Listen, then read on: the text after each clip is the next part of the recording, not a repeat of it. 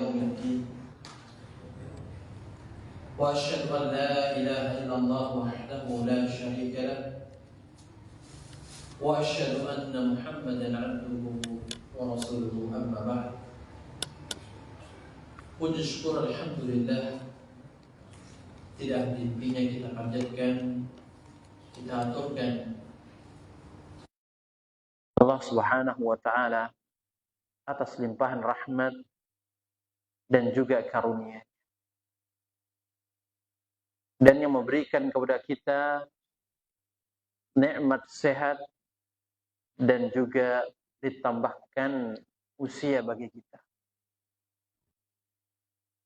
Kenikmatan yang kita dapatkan dari Allah Azza wa Jalla yang secara khusus dua nikmat sehat dan tambahan usia merupakan satu rahmat dari Allah kepada hambanya yang beriman,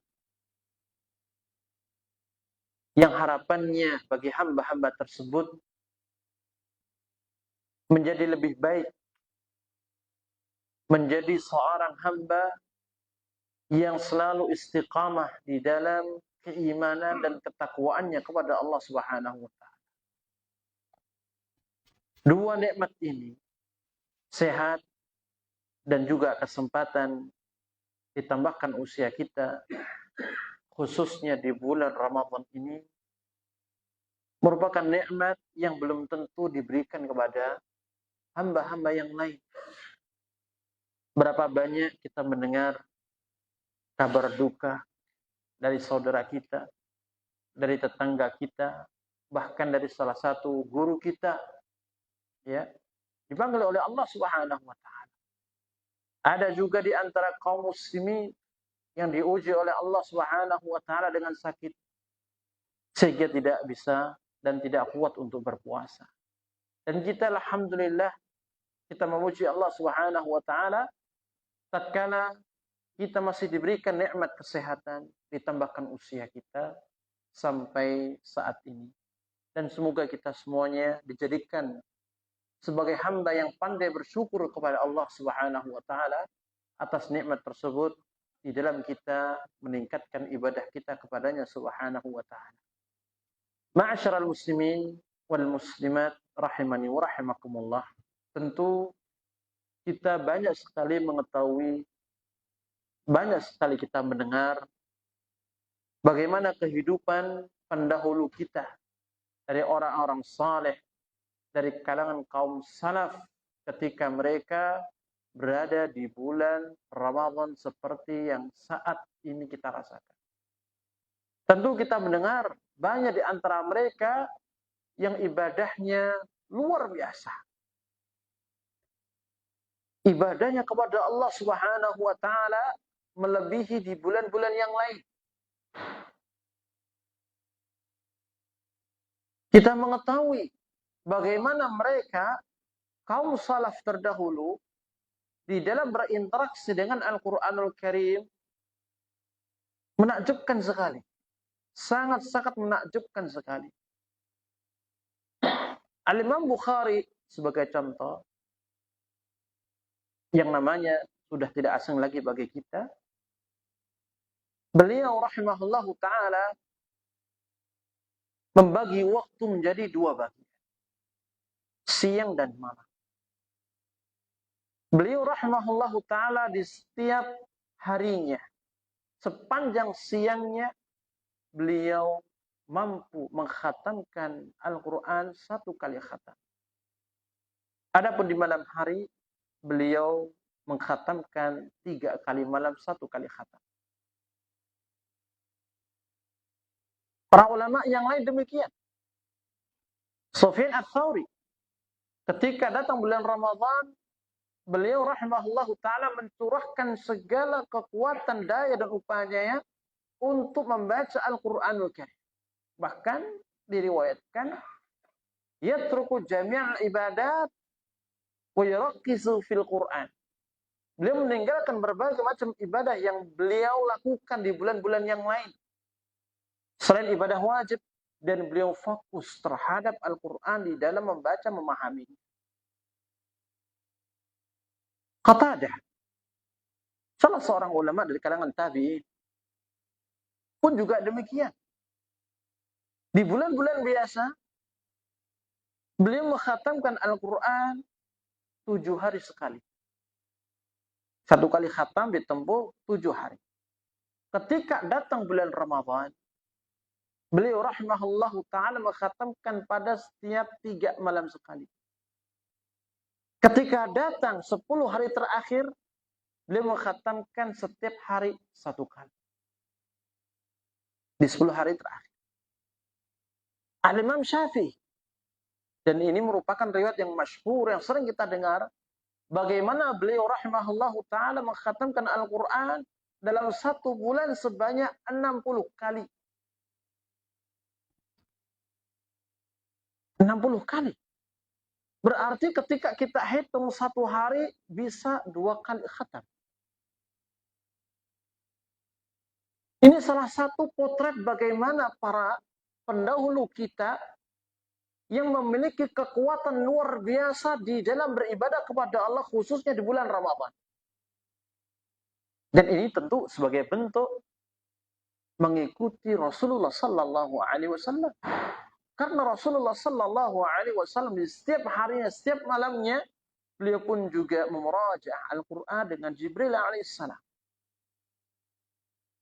Pertanyaan untuk kita Bapak Ibu sekalian, apakah kita bisa menjadi seperti mereka? Apakah kita bisa memaksimalkan waktu, kesempatan, dan nikmat sehat ini untuk beribadah kepada Allah Subhanahu wa ta'ala sebagaimana mereka pendahulu kita dari orang-orang saleh?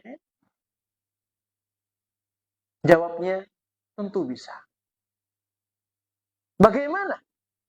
Di sini kita perlu mengetahui sumber kekuatan yang selalu mendorong motivasi mereka untuk berlari di dalam beribadah kepada Allah Subhanahu wa ta'ala. Gayung bersambut dari satu ibadah ke ibadah yang lain. Dari puasa qiyamul lail, qiraatul Quran, bersedekah dan seterusnya. Maka di antara sumber ya yang menjadikan para kaum salaf terdahulu memiliki kekuatan seperti ini karena kuatnya keyakinan mereka bahwa tidak ada kehidupan yang jauh lebih baik melebihi akhirat. Ini kuncinya. Ini yang selalu mereka hadirkan di setiap hembusan nafasnya. Ini yang selalu mereka hadirkan di setiap derap langkah mereka. Gerak bibirnya. Akhirat jauh lebih baik daripada dunia. Kata Nabi yang mulia alaihi salatu wassalam, la 'aisha illa 'aishul akhirah. Tidak ada hakikat kehidupan yang sejati kecuali kehidupan akhirat. Dan Allah katakan wal akhiratu khairu wa abqa. Akhirat itu lebih baik dan lebih kekal. Walal akhiratu khairul laka minal ula. Dan sungguh benar-benar akhirat itu jauh lebih baik daripada dunia bagi kamu.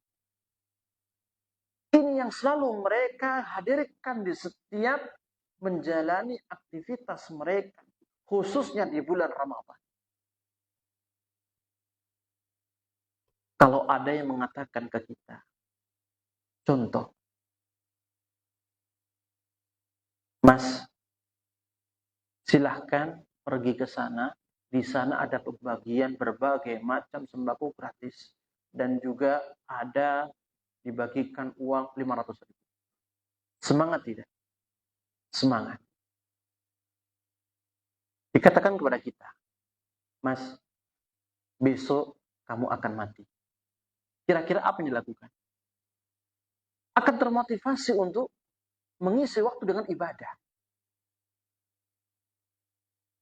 Allah Subhanahu wa ta'ala mengatakan dalam banyak ayatnya, akhirat jauh lebih baik daripada dunia. Nabi mengatakan demikian. Dan ini yang selalu memicu mereka, orang-orang saleh dari kalangan kaum salaf, untuk mengisi waktu-waktu mereka dengan ibadah kepada Allah, khususnya di bulan Ramadan. Makanya sahabat Ali bin Abi Thalib radhiyallahu taala anhu arda, dia mengatakan, irtahalatid dunya mudbiratan. Dunia ini dia berjalan meninggalkan kita. Wartahalatil akhirah muqbilatan. Dan akhirat ini dia berjalan mendekati kita. Semakin kesini, semakin lama kita meninggalkan dunia. 30, 40, 50 tahun, 60 tahun, 70 tahun, habis sudah masa kita di dunia. Datang apa? Akhirat. Sedikit demi sedikit. Ya. Wa kullu minhuma banun. Kata Ali bin Abi Thalib, dan masing-masing dari akhirat dan dunia ini memiliki penghuninya. Memiliki orang-orang yang cinta kepadanya. Fakunu min abna'il akhirah wa la takunu min abna'id dunya. Jadilah kalian ini, wahai kaum mukminin, orang-orang yang memiliki akhirat. Dan jangan menjadi orang-orang yang ingin dunianya. Mengingat akhirat jauh lebih baik daripada dunia. Ya. Bahkan kata Nabi yang mulia alaihi salatu wassalam, ketika berbicara tentang keutamaan 2 rakaat salat fajar qabla subuh, apa kata Nabi yang mulia alaihi salatu wassalam? Khairun minad dunya wa ma fiha. Jauh lebih baik daripada dunia dan seisinya. 2 rakaat ibadah yang kita lakukan kepada Allah Subhanahu wa taala.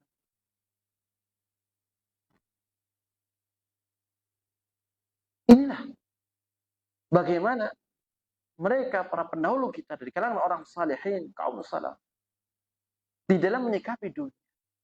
Dan ini semuanya tidak keluar dari apa yang pernah disampaikan oleh Nabi yang mulia alaihi salatu wassalam. Kun fid dunya ka'annaka gharib aw 'abirus sabil. Jadilah kamu ini di dunia seperti orang asing atau orang musafir. Ketika seorang datang kepada satu tempat tertentu dan dia statusnya adalah pendatang, orang asing yang hanya sekedar mampir atau dia musafir, tentu dia tidak punya pikiran untuk menetap selama-lamanya di tempat tersebut. Pasti dia akan meninggalkan tempat itu. Kita misalkan ada di antara kita berangkat umrah, dan semoga kita dimudahkan oleh Allah Subhanahu wa taala. 7 hari, 12 hari, 15 hari. Apakah ketika sudah nyampe di Madinah atau Mekah, kita memiliki keyakinan kita akan menetap selamanya di situ? Tidak. Pasti kita akan meninggalkan ketika tiba hari yang ke-10, hari ke-12 untuk pulang ke Indonesia.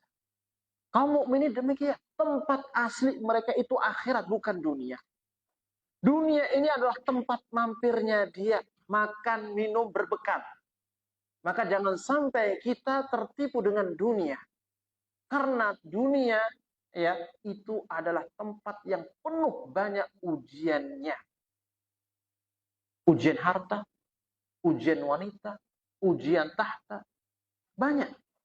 Dan ini semuanya tidak memiliki satupun tempat yang baik di sisi Allah kecuali jika dimanfaatkan dalam kebaikan dan ibadah kepada Allah Subhanahu wa taala. Inilah sumber kekuatan para ulama kita, pendahulu kita, kaum salaf, sehingga memacu mereka untuk selalu beribadah kepada Allah Azza wa Jalla. Karena tidak ada kehidupan yang lebih baik daripada akhirat. Ini yang dia kejar.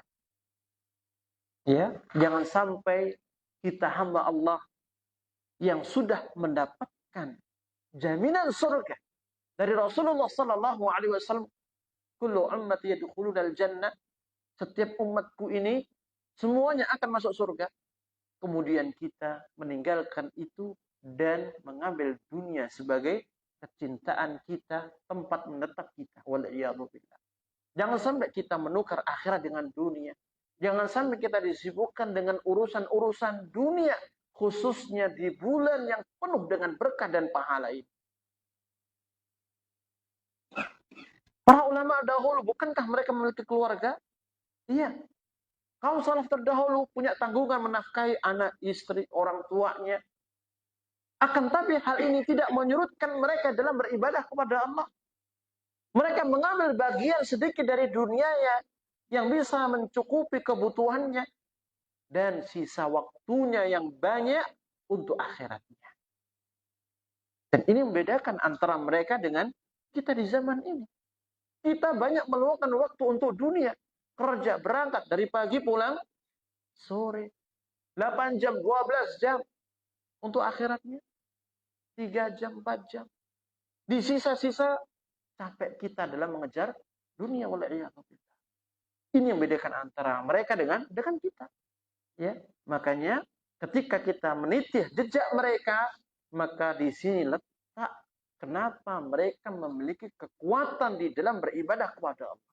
Kuatnya keyakinan mereka bahwasannya akhirat jauh lebih baik daripada dunia dan selalu menghadirkan di setiap gerak-gerik mereka, di setiap langkah kaki mereka, ucapan mereka, gerak bibirnya.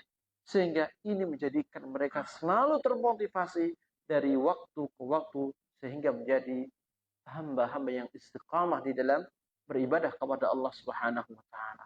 Dan yang menjadi PR kita, Bapak Ibu sekalian, adalah bagaimana kita memperbaiki, menguatkan keyakinan tersebut dalam hati kita dan berusaha menghadirkan di setiap hembusan nafas kita sehingga kita bisa terjaga dari bujuk rayunya dunia dan kita bisa melihat dan menatap tujuan akhirat kita yang utama. Semoga bermanfaat.